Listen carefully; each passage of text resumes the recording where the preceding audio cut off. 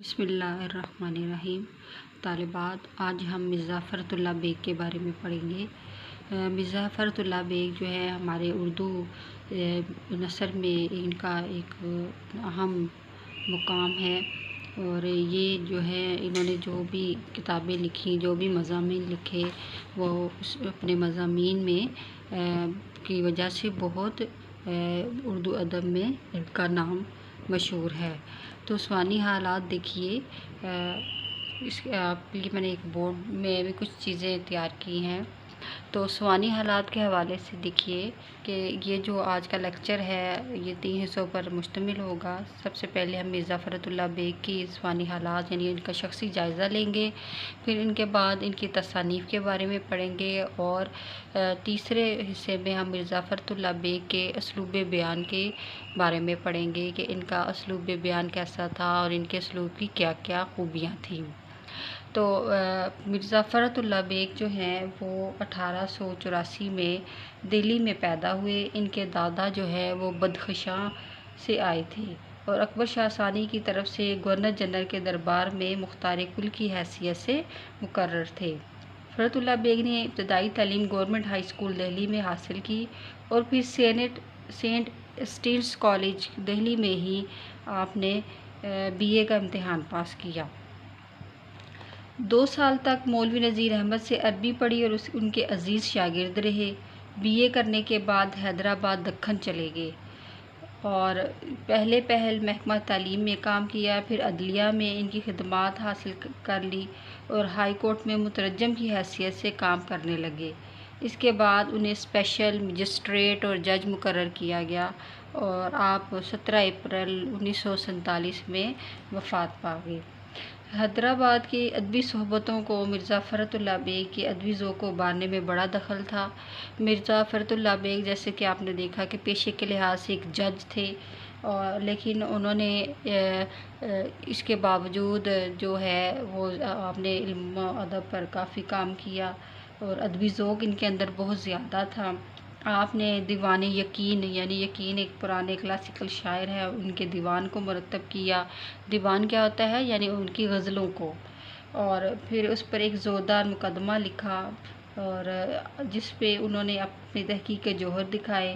دیوان نظیر پر بھی ایک تحقیقی مقدمہ لکھا۔ نظیر یعنی کون سے نظیر ہیں؟ نظیر اکبر آبادی۔ تو انہوں نے نظیر اکبر آبادی کی دیوان پر بھی ایک تحقیقی مقدمہ لکھا۔ مقدمہ ہوتا ہے پیش لفظ، اور اس میں انہوں نے اپنی تحقیق کے جوہر دکھائے۔ تو جو مضامین جو مرزا فرت اللہ بیگ ہیں ان کی تصانیف کے حوالے سے دیکھیں تو انہوں نے دیوان ظفر بھی مرتب کیا، اور ان کی جو مشہور کتابیں ہیں ان میں ایک وصیت کی تکمیل، نئی اور پرانی تہذیب کی ٹکر، نذیر احمد کی کہانی کچھ میری اور کچھ ان کی زبانی، اور اس کے علاوہ دادا جان کا پارلیمنٹ میں جانا، اور دلی کا ایک یادگار مشاعرہ، اور پھولوں والوں کی سیر، ایسے مضامین ہیں جو ہمیشہ ہم دلچسپی سے پڑھتے جاتے رہے ہیں اور پڑھتے جاتے رہیں گے۔ وہ اپنی دفتری مصروفیات کے ساتھ ساتھ ادبی کاموں میں بھی دلچسپی لیتے رہے، اور کافی تعداد میں انہوں نے مضمون لکھے۔ انہیں دہلی میں اور اس کی تہذیب سے بہت زیادہ محبت تھی، اس لیے دلی کے واقعات کو انہوں نے اکثر قلمبند کیا ہے، اور قدیم تہذیب کی عکاسی انہوں نے بڑی خوبی سے بیان کی ہے۔ وہ مشرقی علوم و فنون کے دل دادا ہیں، اور یہی چیز ان کی تحریروں میں نمایاں نظر آتی ہے۔ تیسرے پورشن میں دیکھیے کہ مرزا فرت اللہ بیگ کا اسلوب تحریر کیسا ہے، اور مرزا فرت اللہ کے اسلوب کی خصوصیات کیا ہیں۔ آپ کی جو درسی کتاب میں جو اسلوب کی خوبیاں بتائی گئی ہیں وہ تقریباً اس میں 11 خوبیاں ہیں۔ تو میں نے آپ کو یہ جو اس کا لکھنے کا مقصد ہی ان خوبیوں کا یہ ہے کہ آپ جو ہے اس کو دیکھیں اور اس کا اسکرین شاٹ لے لیں، تاکہ آپ کو یاد کرنے میں اور لکھنے میں آسانی ہو۔ آپ کو آسانی کے لیے اور وضاحت کے لیے میں نے اس کو 15 خوبیاں اس کی لکھی ہیں، خصوصیات مرزا فرت اللہ بیگ کے اسلوب کی۔ تو طالبات، آپ اس کا اسکرین شاٹ لے کر اپنی کتاب میں مزید اس کا اضافہ کریں، تاکہ جب آپ کا ایگزام ہو تو آپ کو لکھنے میں بھی آسانی ہو اور آپ کے نمبر بھی بہتر ہو سکے۔ تو سب سے پہلے جو ان کی جو خوبی ہے اسلوب کی وہ ہے سادگی۔ تو سادگی دیکھیے، فرد کا اسلوب سادہ رواں ہے، وہ ایک صاحب طرز انداز انشا پرداز ہیں جن کی نثر بہت سبک ہے، وہ مشکل الفاظ اور تراکیب کے استعمال سے گریز کرتے ہیں۔ سنجیدہ ظرافت۔ فرحت اللہ بیگ کے اسلوب میں سنجیدگی اور ظرافت کا خوبصورت امتزاج ہے۔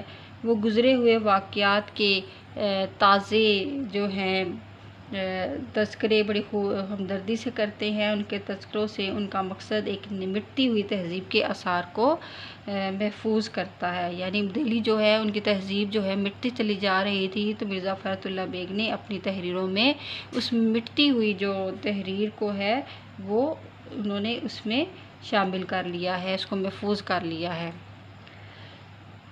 دلی کی ٹکسالی زبان، یعنی فرد جو ہے وہ دلی میں پیدا ہوئے اور بچپن سے لے کر جوانی تک وہیں نشو و نما پائی اور تعلیم کے مراحل انہوں نے وہیں سے طے کیے، اس لیے ان کی زبان دلی کی ٹکسالی زبان ہے جس میں مخصوص چٹخارے اور خاص چاشنی ملتی ہے۔ یعنی دلی کی ایک مخصوص جو ہے وہ زبان میں ایک دلکشی بھی ہے، ایک چاشنی بھی ہے، تو ان کی تحریروں میں ہمیں دلی کا سا انداز نظر آتا ہے، دلی کی ٹکسالی زبان کا انداز نظر آتا ہے۔ نمبر 4 پہ ہے شگفتگی اور بیان کی دلکشی۔ فرحت اللہ بیگ کے اسٹائل کو خوش مزاجی کا اسٹائل کہا گیا ہے اور وہ بڑی شگفتہ نگاری اور بیان کی دلکشی کا اظہار کرتے ہیں۔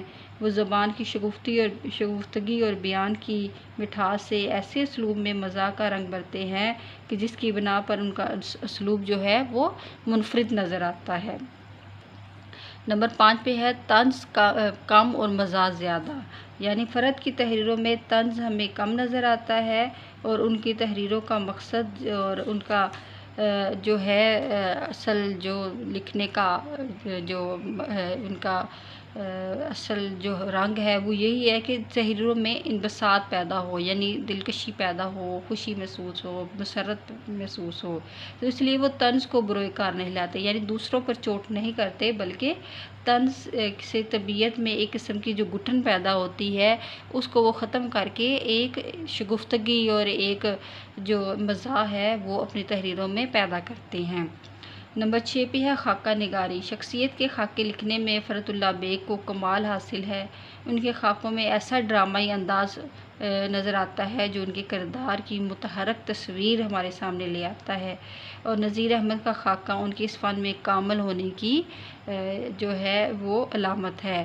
تو ہم جب مرزا فرحت اللہ بیگ کا مضمون پڑھیں گے تو ہمیں اس بات کا اندازہ ہوگا کہ مرزا فرحت اللہ بیگ خاکہ نگاری میں یعنی کسی شخصیت کے بارے میں لکھنے میں کتنے وہ اچھے انداز میں لکھتے ہیں اور کتنے وہ مزاحیہ انداز میں اپنی تحریر کو لکھتے چلے جاتے ہیں۔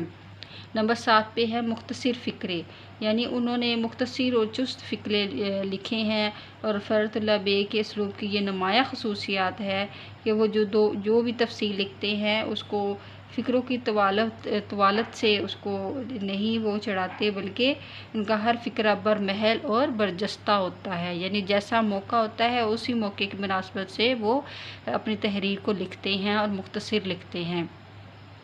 اس کے بعد آتا ہے نمبر 8 پہ دلچسپی، یعنی ان کی مضامین میں ظرافت کا رنگ افسانوی سا ہے، ان میں کہانی کا سا انداز پایا جاتا ہے اور یوں محسوس ہوتا ہے کہ جیسے وہ کوئی داستان یا قصہ سنا رہے ہوں، اور ایک داستان اور قصے کی آمیزش میں مضامین میں وہ ان تحریروں کو اور زیادہ دلچسپ بنا دیتے ہیں۔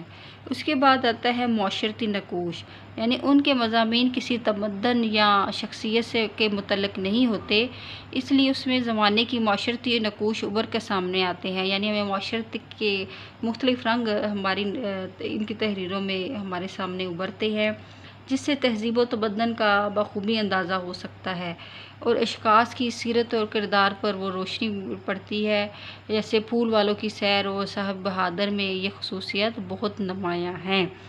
اس کے بعد آتا ہے مخصوص رنگ، یعنی ایک جو مصنف ہیں، ایک نقاد ہیں بقول جو ڈاکٹر اعجاز حسین، کہ فرت اللہ بیگ کا ایک مخصوص رنگ ہے جسے عظمت اللہ بیگ نے خوش مزاجی کا نام دیا ہے۔ فرت اللہ بیگ زندہ دل انسان تھے۔ ان کے مضامین پڑھ کر یوں محسوس ہوتا ہے کہ کوئی بہت بڑا زباندان زندہ دلی اور ظرافت کے پھول بکھیر رہا ہو۔ تو ان کے جو انداز ہے ان کی تحریروں کا، وہ ایک مخصوص رنگ لیے ہوئے ہے۔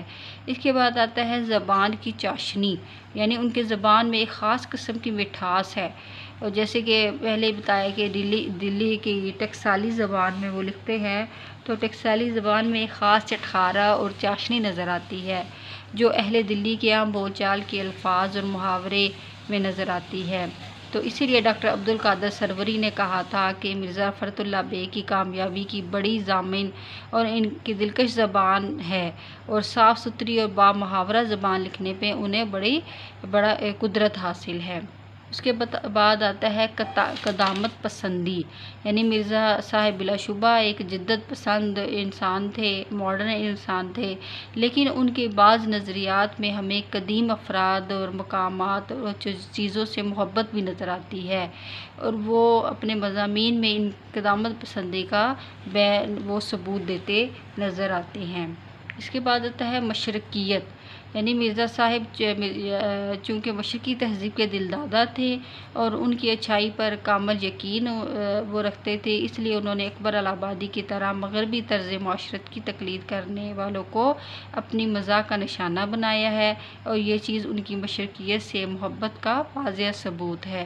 یعنی وہ مشرق کی ہر چیز کو مغرب سے ترجیح دیتے ہیں، اور وہ مشرق کی تہذیب و تمدن اور ان کی معاشرت کو مغرب سے زیادہ بہتر سمجھتے ہیں۔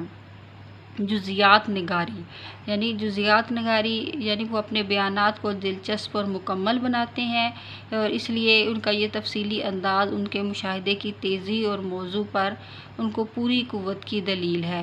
یعنی وہ ہر چیز کی نقش نگاری کرتے ہیں، تصویر نگاری کرتے ہیں، اور اپنے موضوع پر وہ پوری قدرت رکھتے ہیں۔ مزاح کے انداز، یعنی ان کے ہاں جو مزاح کا انداز ہے وہ نہایت ہی دلکش ہے،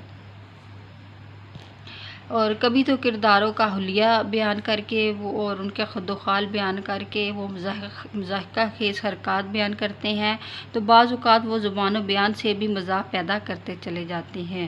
تو ان کے اندر کئی طرح کا مزاح ہمیں نظر آتا ہے، یعنی کبھی تو وہ لفظوں کی ہیر پھیر کرتے ہیں، اور کبھی کردار کی خد و خال سے مزاح پیدا کرنے کی کوشش کرتے ہیں۔ تو اس طرح ہم کہہ سکتے ہیں کہ مرزا فرت اللہ بیگ جو ہے وہ اردو ادب کے ایک مایہ ناز جو ہیں اور شگفتہ نگار ادیب ہیں۔ ان کی شہرت کا انحصار ان کی مزاحیہ مضامین پر ہے، اور ان کی ظرافت سنجیدہ مگر اتنی رسیلی ہوتی ہے کہ پڑھنے والا ان کے مزے کو فراموش نہیں کر سکتا۔ ان کی ظرافت ان کی خوش مزاجی کا منہ بولتا ثبوت ہے۔ وہ خود ایک زندہ دل انسان تھے، اس لیے انہوں نے اپنی تحریر میں بھی ظرافت کے پھول کھلائے ہیں، اور ان کی ظرافت کو ہم جو ہے خندہ زیر لب سے تو تعبیر کر سکتے ہیں، مگر وہ قہقہ نہیں بن سکتی۔ یعنی ان کی تحریریں پڑھ کے ہمیں ہنسی ضرور آتی ہے، لیکن مسکراہٹ کے طور پر، یعنی ہم زوردار قہقہ نہیں لگاتے۔ اس کی وجہ یہ ہے کہ وہ کسی لمحہ بھی تہذیب و شائستگی کے دامن کو ہاتھ سے نہیں چھوڑتے، تمسخر اور پھبتی پر نہیں اترتے، بلکہ روح اور ایک انبساط پیدا کرتے ہیں جس سے لبوں میں مسکراہٹ پھیل جاتی ہے۔ وہ اپنے مضامین کو تلخ شیریں خیالات سے ملوث کر کے بوجھل نہیں بناتے، بلکہ ان کا انداز بیان شگفتگی اور روانگی سے بھرپور ہوتا ہے، اور ان کی ظرافت کے سنجیدہ نمونے اردو ادب کی تاریخ میں سنگ میل کی حیثیت رکھتے ہیں۔ تو اسی لیے ایک نقاد جو ہیں ڈاکٹر وزیر آغا، انہوں نے ان کے بارے میں لکھا کہ اگرچہ فرحت کے مضامین میں ہلکے پھلکے لطائف اور بعض پر واقعہ اور کردار کی مہوم اور غیر ہمواریوں سے بھی مزاح کو تحریر ملی ہے، مگر بحیثیت مجموعی ان مضامین کی ظرافت اس رنگینی اور خوش مزاجی ہی کی مرہونت ہے جو مضامین کے تارپور میں ایک طرح برقی روح کی طرح دوڑتی ہے، اور جسے فرت اللہ بیگ کے ہر مضمون بلکہ ہر جملے میں محسوس کیا جا سکتا ہے۔ مزاحیہ خاکہ نگاری کے میدان میں مرزا فرت اللہ بیگ کو کمال حاصل ہے۔ دلی کا ایک یادگار مشاعرہ میں وہ شاعروں کی جو تصویر کشی انہوں نے کی ہے، اس سے مشاعروں کی ایک تصویر مرکب تیار ہو گیا ہے۔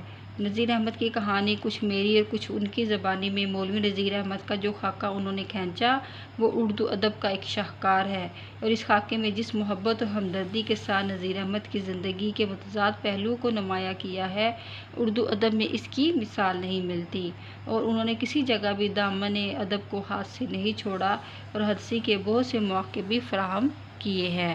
تو اس طرح ہم کہہ سکتے ہیں کہ مرزا فرت اللہ بیگ اردو ادب میں صاحب انشا پرداز اور مزاح نگار کی حیثیت سے ایک اعلیٰ مقام رکھتے ہیں، اور ان کی جو سطور ہے اور ان کے جو مضامین ہیں وہ ہمیشہ اردو ادب میں ایک مثالی اہمیت کے حامل ہیں۔ تو عزیز طالبات، آج کے لیے اتنا ہی کافی ہے۔ کل ہم مرزا فرت اللہ بیگ کے مضمون کا آغاز کریں گے۔ اللہ حافظ۔